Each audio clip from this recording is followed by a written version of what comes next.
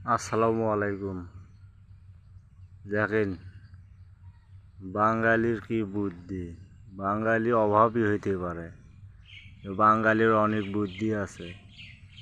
এই যে একটা ভেঁয়ের মধ্যে দেখেন হলুদ লাগাইছে, পেঁপে লাগাইছে, আবার বিদেশি ঘাস লাগাইছে, যে বেগুন লাগাইছে, এই যে যেমন ফুলের গাছ লাগাইছে, এই যে ফুলের গাছ অনেক কিছু লাগাইছে, এই যে গ্যান্ডারি লাগাইছে। বাঙালির কি বুদ্ধি। বাঙালি অভাবী হলেও বাঙালির মাথাতে আল্লাহ অনেক বুদ্ধি দিয়েছে করি খাওয়ার মতো।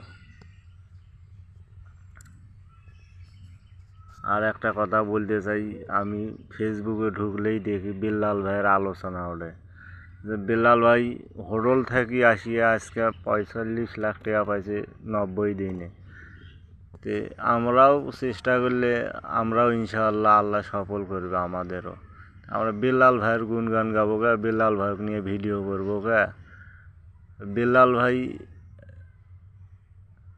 আজকে 45 লাখ টাকা 3 মাসে কামাই করিয়া ফেসবুকে টাকা দেওয়াই বন্ধ করে দিছে। তাই বলতেছি, নিজেরটা নিজেই রাখুন, সম্মান নিজেই রাখুন।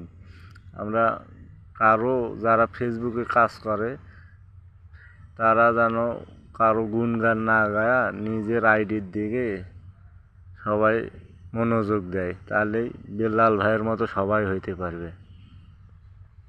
আজকে বেল্লাল ভাই হোটেল থেকে আসি মানুষক টাকা দান করছে।